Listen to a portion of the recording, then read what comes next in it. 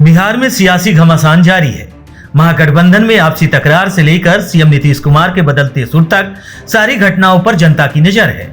जहां एक तरफ तेजस्वी को सीएम बनाने की आवाज आरजेडी की ओर से उठाई जा रही है, तो वहीं दूसरी ओर सीएम नीतीश कुमार के बदलते तीवर कुछ और ही बयां कर रहे हैं।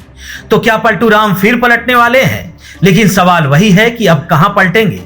दरअसल सीएम नीतीश के बदलते तेवर की वजह से राजनीतिक पंडित बिहार में फिर से कुछ नया होने का अनुमान लगा रहे हैं, क्योंकि आरजेडी के नेताओं की बयानबाजी से परेशान नीतीश कुमार ने लालू और तेजस्वी को इशारों ही इशारों में बता दिया है कि वो अब भी बीजेपी के बड़े नेताओं के संपर्क में है।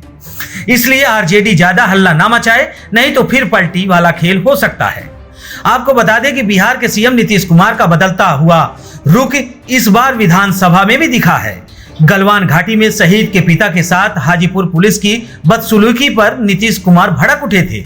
इसके साथ ही उन्होंने सदन में इसका भी जिक्र किया कि रक्षा मंत्री राजनाथ सिंह ने शहीद के पिता को गिरफ्तार करने पर नाराजगी जाहिर की है। इसके साथ ही सीएम नीतीश कुमार ने आरजेडी कोटे से अपने बड़बोले एजुकेशन मिनिस्टर चंद्रशेखर पर भी भड़ास निकाली है। हालांकि चंद्रशेखर को लेकर उनके मन में तो उसी समय और उसी दिन गुस्सा भरा हुआ था जब नालंदा विश्वविद्यालय में उन्होंने रामचरितमानस को लेकर विवादास्पद बयान दिया था। दरअसल नीतीश कुमार आरजेडी की अगुवाई वाले महागठबंधन के समर्थन में सीएम जरूर बने हैं, लेकिन आरजेडी के नेताओं लगातार उनके खिलाफ अनाप शनाप बोलते रहते हैं।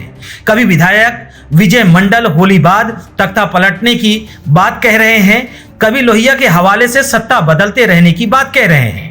वहीं सुधाकर सिंह ने तो उनके खिलाफ बोलते रहने का बेड़ा ही उठा लिया है। वहीं पूर्णिया में आयोजित महागठबंधन की रैली में हुए घटना से भी नीतीश को तकलीफ होगी। रैली से शिक्षक अभ्यर्थियों ने नियुक्ति के लिए हंगामा मचाया, लेकिन वो शिक्षक अभ्यर्थियों ने तेजस्वी यादव के समर्थन में नारे भी लगा रहे थे। मतलब उन्हें नीतीश कुमार से परेशानी थी, लेकिन तेजस्वी के प्रति प्रेम उमड़ रहा था। ऐसे में नीतीश कुमार नादान नहीं है जो इस घटना को न समझ पाए हों। ऐसे में चंद्रशेखर के बहाने काफी दिनों से उनके मन में पल रहे गुस्से का गुब्बारा जो पल रहा होगा वो सदन में ही बाहर आ गया। ऐसे में ये भी हो सकता है कि आरजेडी नेता जिस तरह से तेजस्वी यादव को सीएम बनाने के लिए जो आवाज बुलंद कर रहे हैं, उन्हें शांत कराने के लिए नीतीश ने आरजेडी नेतृत्व को कड़ा संदेश दिया हो।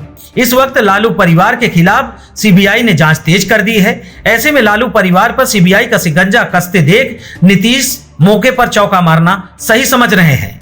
एक तरफ तो नीतीश कुमार ने आरजेडी पर अपनी भड़ास निकाली, तो वहीं दूसरी तरफ गलवान के शहीद के पिता के मामले में राजनाथ सिंह ने बातचीत हो या बिहार में नए राज्यपाल की नियुक्ति पर केंद्रीय गृह मंत्री अमित शाह के आए फोन की बात हो, नीतीश ने इसे सार्वजनिक कर संभवतः आरजेडी को संदेश दिया हो कि बीजेपी के बड़े नेताओं से बातचीत पर पूर्ण विराम नहीं लगा है।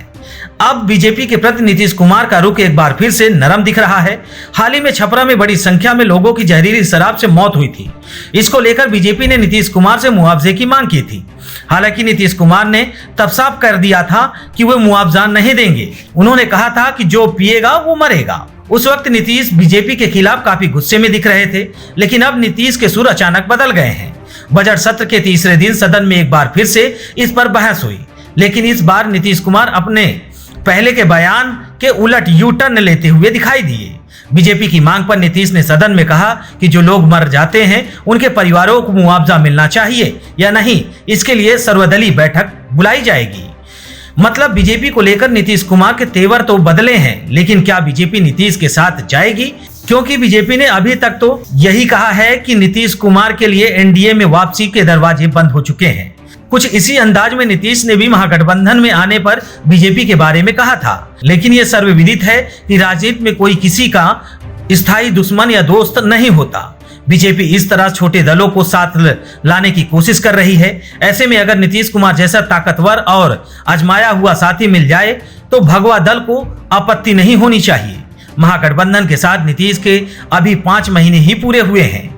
इन 5 महीनों में उन्हें आरजेडी नेता बार बार एहसास कराते रहे हैं कि वे उन्हें पसंद नहीं हैं। ऐसे में बिहार में फिर कोई खेला हो जाए तो हैरानी नहीं होनी चाहिए, क्योंकि पिछले 2-3 दिनों में नीतीश कुमार ने आरजेडी कोटे के 2 मंत्रियों इस्राइल मंसूरी और चंद्रशेखर की क्लास लगाई है। तो वहीं अमित शाह और राजनाथ सिंह से फोन पर हुई बातचीत को नीतीश कुमार ने सार्वजनिक कर बहुत कुछ बयां कर दिया है। और भी वीडियोस देखने के लिए चैनल को सब्सक्राइब करें और बेल आइकन को दबाएं।